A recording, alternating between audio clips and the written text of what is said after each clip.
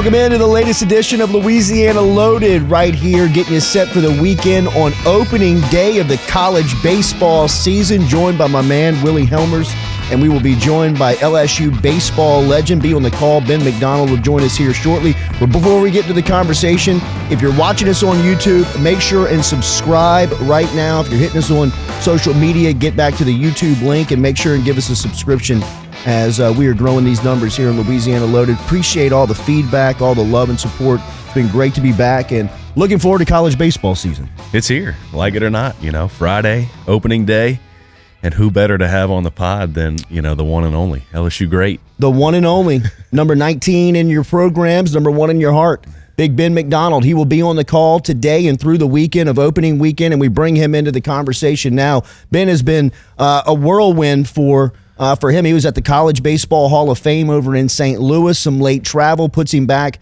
here in South Louisiana on Mardi Gras weekend getting set, but doing a really cool thing, Ben, before we get going on LSU in the season. Scott Boras, of course, the prominent agent that everybody knows throughout Major League Baseball, was actually inducted into the College Baseball Hall of Fame. You were the one who introduced him. He was your longtime agent. Talk a little bit about that and his induction into college baseball.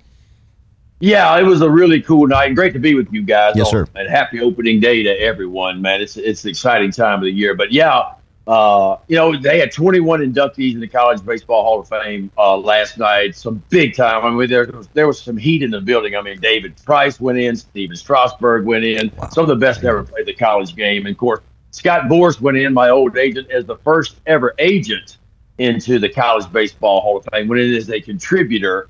But yeah, it was a thrill for me to be back and then get to introduce Scott. And a funny story, about 3 weeks ago, Scott called. He goes, "Hey, I want you to introduce me." I said, "Scott, I would love to, but I can't do it. I've committed to do the LSU game at 2:00 opening day on Friday, and there's no way that I can get a flight. That thing's not over till 10:30, which was last night." I said, "I can't get back in time." He said, "Give me a minute." And so he calls me back 10 minutes later. He goes, "How about I fly you out there commercial and then I'll get my jet to bring you home?" I said, "Now, if you can do that, I am in." Easy enough. So I landed back in Baton Rouge about 1:30 last night, got in bed about 2:30 this morning. But yeah, it was a thrill to me to go out there and introduce Scott. And, love him or hate him, whatever you are, he changed the game for amateur kids and got the signing bonuses up to where they should have been, and it continues to do. Y'all probably saw the Tarek Skubal winning arbitration the other day. They got Skubal $32 million in arbitration. He won that case. So he truly is the best agent in the business.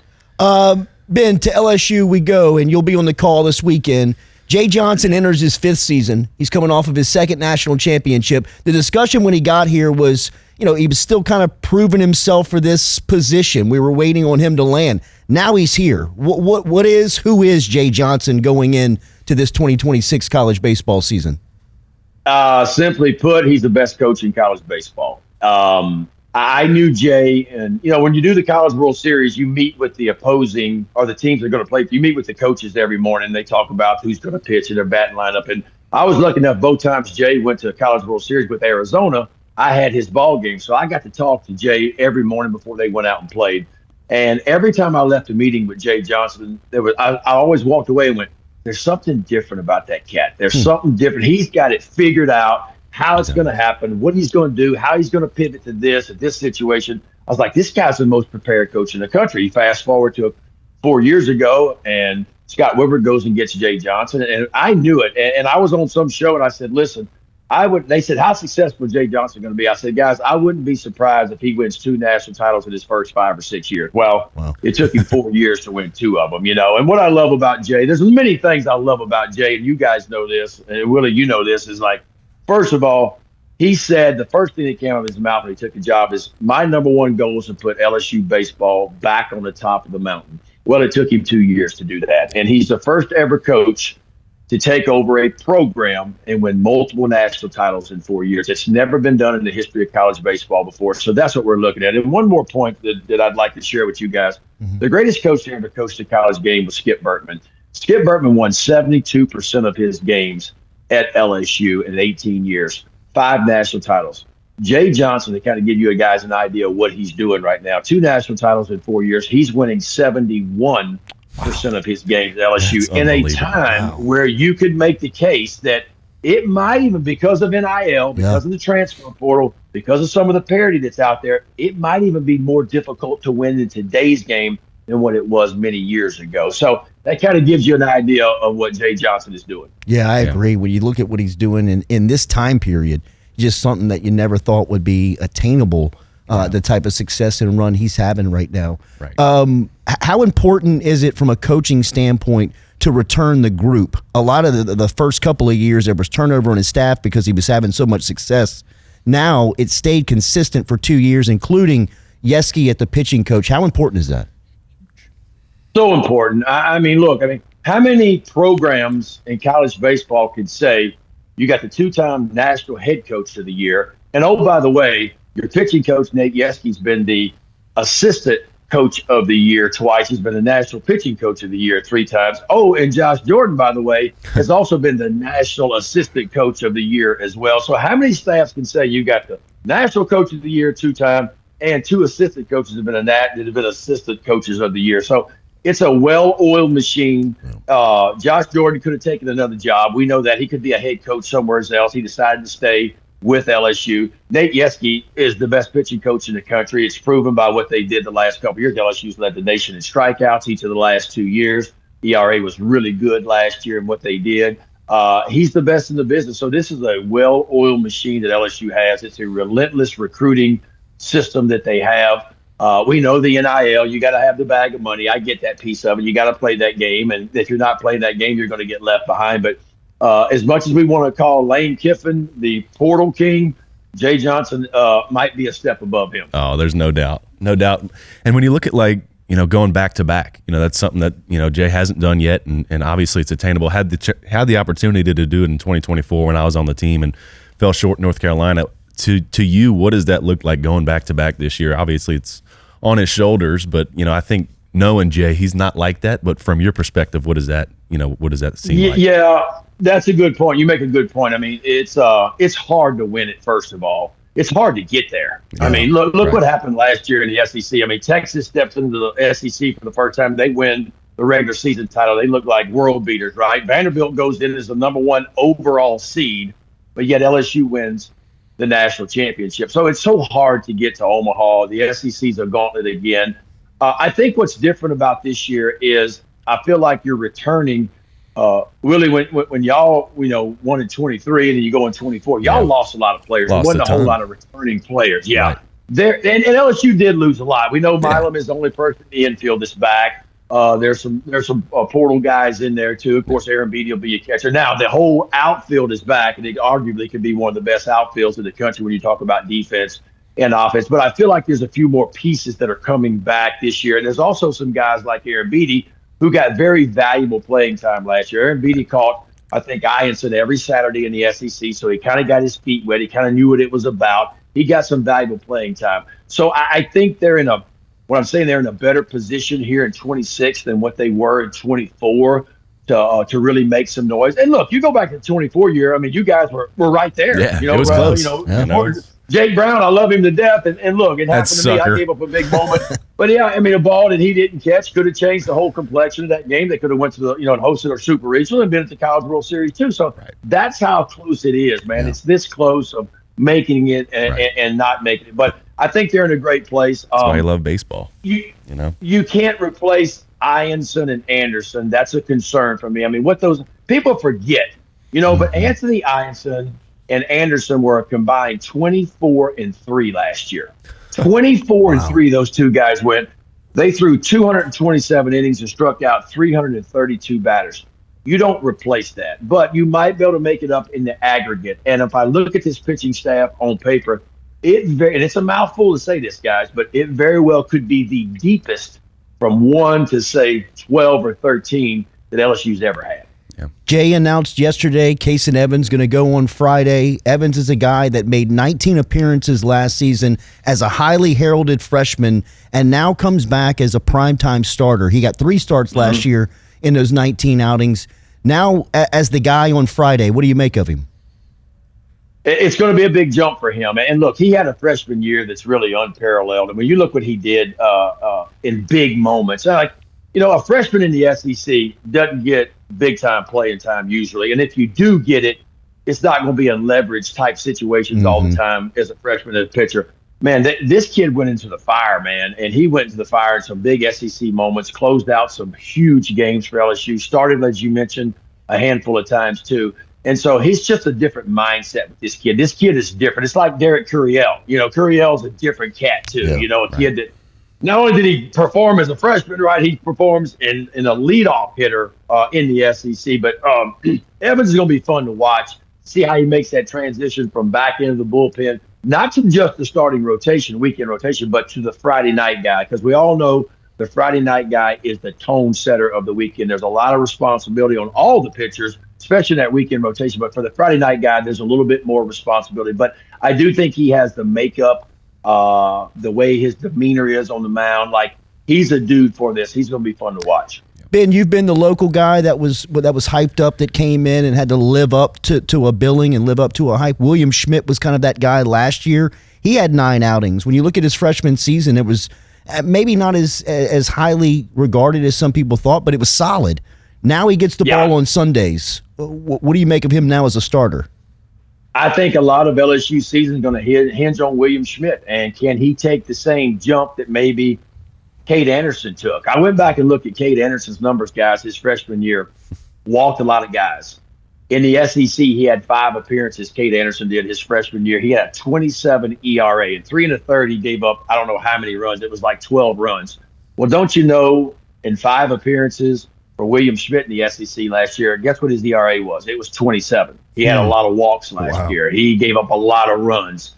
So what I'm getting at is there's growth there. And if Cade Anderson took an unbelievable jump from that to arguably the best pitcher in the country last year, I don't know if William Schmidt takes that kind of jump this year.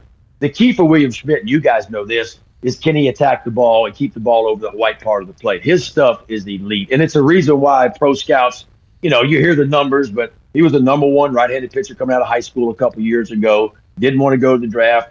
The rumors are $2.5 to $3 million he turned down, which nobody does. He wasn't ready for pro ball at the time. And so the scouts think a lot of him, but it's a big-time arm, a mid-90s plus fastball with a wipeout breaking ball. And if he can get the ball over the white part of the plate, I think he's poised to take that jump. Is it going to be a jump like Anderson's? That doesn't happen every year, but I could see him being the best Sunday starter in the country when you talk about running out your number 3 guy with that kind of stuff. Ben, you brought up Milm earlier in the conversation, and last year in Omaha, it was chock-a-block full of talented shortstops. It felt like every talented shortstop was in Omaha last year, and LSU kept looking up and said, I don't think they'd trade their guy for anybody. And now Milm comes in here as an established guy at this position that is one of the leaders on this team. What do you make of his rise and everything he's gone through to get where he is now? It's impressive. I questioned whether he could make the transition from second base his freshman year to the shortstop position last year. Not because of the glove and the footwork. I thought that was outstanding. I just didn't know if he had the arm strength to go in the hole on the backhand side in that 5.5 hole and get it across the diamond. Well, he proved me wrong. He played shortstop position as well as anybody did. And how about this? Made a total of 5 errors last year at the shortstop. That's arguably the hardest position to play other than catcher on the baseball field. And that's something that's got lost, too, also in LSU's success. Let's not forget, guys, LSU set the program record last year in fielding percentage. It was the best fielding team in the history of LSU baseball. They fielded 981. That was a big part of their success. Milm was a big reason for that. Daniel Dickerson over at second base, he made 6 errors. Milm made 5 the whole year. And so Milm and Jay Johnson is on record by saying, I wouldn't trade Stephen Milm for any other shortstop in the country, and I don't blame him. The dude is just a baller. We throw that out there a lot. He's gritty. He's a gamer, whatever you want to call him. He's that guy, and he's not real emotional on the field. There's not many highs with him and not many lows with him. Now, he gets excited. He hit that walk-off homer in the SEC tournament, some big moments in postseason play, but that's what I love about this kid. It feels like him and Curiel, when the stage gets the biggest, the noise gets the loudest, and everything is on the line in the biggest moments of a ball game, these dudes show up when it matters the most. And that's something that you just can't teach. He's got a slow heartbeat in those big moments. He's able to go out there and perform. I think he's going to have a great year for LSU. Yeah, definitely. There's no doubt about it. And Ben, you've been around LSU baseball for as long as anybody. And I know you've seen the LSU standard and you know what that is. And it's the cathedral of college baseball and all these different things. How have you seen that change from Skip to Paul to Jay and everybody in between, just over the years? Well, I mean, look, Skip built it, and he gave everybody a blueprint of how to do it. Now, the game has changed. It's the hardest time ever to be a coach in college ball because of the portal situation, because of the NIL situation. There's a lot. And there was a time when Skip would recruit Ben McDonald or whoever, and he said, well, I got him for 3 years. I got him for 4 years. He's going to be here. He ain't going nowhere. Well, now you got to continue to obviously coach, and you got to continue to recruit, and you got to continue to do all those things to keep players on your team. That's just part of what you do now, And so I think Paul Maneri did a wonderful job there for a while, keeping the program to the expectations where it was. But then, something happened. LSU started to back up a little bit. But what I love about Jay is Jay recognizes the history of LSU baseball. Jay, as you guys know, talks to Skip once a week, every week. They have dinner, they have lunch together. They talk about the weekend. They talk about things. Jay's real big on bringing former players back, the pro guys that are out there. They're working out with the team. Those are really important things for these young players. And so Jay has actually gone out there and he's embraced the history of LSU baseball, what came before him. He understands the sacrifices and what Skip Bertman went through to build the best program in the country. And he's just kind of grabbed that baton and taken off running with it, And so Jay Johnson, to me, is the best in the business right now, hands down.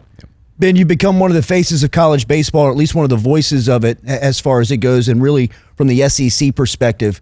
What do you make of the league with Tony Vitello going to San Francisco? It seems like Mississippi State has made a push, and they're back, and Nolan Cain and those guys out at Texas look like they have a great roster again.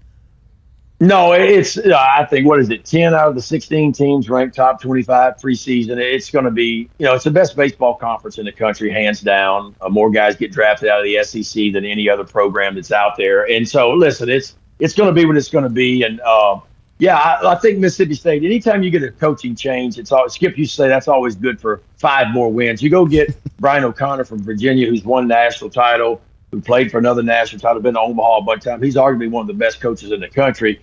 He's going to make a difference over at Mississippi State. They had a great portal season. They got one of the most exciting players in baseball, their third baseman. Ace Reese is going to be a first-rounder, a high first-rounder this year. Texas has the arms again this year with enough offense. I think Vanderbilt's going to be good. Georgia's going to be really good again on paper. Tennessee, tip of the cap to the San Francisco Giants, and I think that goes to show a lot of respect in the college game. That's never happened in the history of college baseball where a head coach has went directly to the major leagues and become a manager. And Tony Vitello will do that. And so San Francisco, kind of thinking outside the box a little bit. And they're going to try it and see what happens. It's going to be interesting to see. But Josh Elander takes over at Tennessee. And obviously, Tony built a hell of a program at Tennessee. They got a brand new state-of-the-art ballpark they're opening up today. It's going to be a gauntlet to play there, too. So the SEC, but this is what we always talk about. And Willie, you know this. The SEC grind-wise, both mentally and physically, a drain on you to go through that grind. Absolutely. The cool thing about it is once it's over, then you are prepared for everything the postseason is going to bring your way. Everything the postseason will bring your way. So it prepares you for the postseason. So while it's tough to go through, you will be prepared when it's time for postseason baseball. Yeah, absolutely. All right, last couple things. I'm totally switching it up on you. So we're based – obviously, Louisiana culture, and I know outdoors is a big part of your life. Tell me about Pinch, man. He's got your number or what? Well, I'll tell you, man, on my place, I bow hunt only, and I always pick one deer a year that I want to pursue and try to hunt. It's a game to me to try to chase one mature deer every year. And normally, I get my guy. But this year, I didn't get my guy. This deer made a fool of me all year long. He was a nocturnal animal. Look, I can't tell you how many hours and sits I put in on him, but I hunted him from October to the end of January to kind of give you an idea whenever I could when the wind was right. But I did see him twice on the hoof, but just couldn't get him in bow range. And look, one afternoon I had him. He was coming to me at 3:30 in the afternoon. It was that ice storm, and there was a bunch of ice up there. To tell you what kind of luck I had with him this year. He's coming to me. He's by himself. There's a food plot behind me. I know he's going to go to that food plot. He's going to pass right in front. And he's 50 yards, and he's walking. All of a sudden, back to my south and east, a big limb fell out of a tree, just with ice on it, just broke and fell. Well, he puts on the brakes and he looks around, and a deer where the tree fell back there, limb fell, starts blowing. And it just alerted him. He's like, I don't know about this. He didn't smell me. The wind was perfect, but he just, like a mature buck does, he just turned around and he just melted back to where he came from. I went, I cannot believe this. I had this deer dead. I was finally going to kill him. So, but it gives you something to look forward to next year. So that's, the hunting kind of thing. It's the outdoors, and it's kind of my way of recharging the batteries and just kind of getting ready for the grind that starts today. Pucker up and give a kiss to Lynn for us. You guys have a great call, a start to the season. What a beautiful day it is for opening college baseball day, Ben. Thanks for a couple of minutes, man.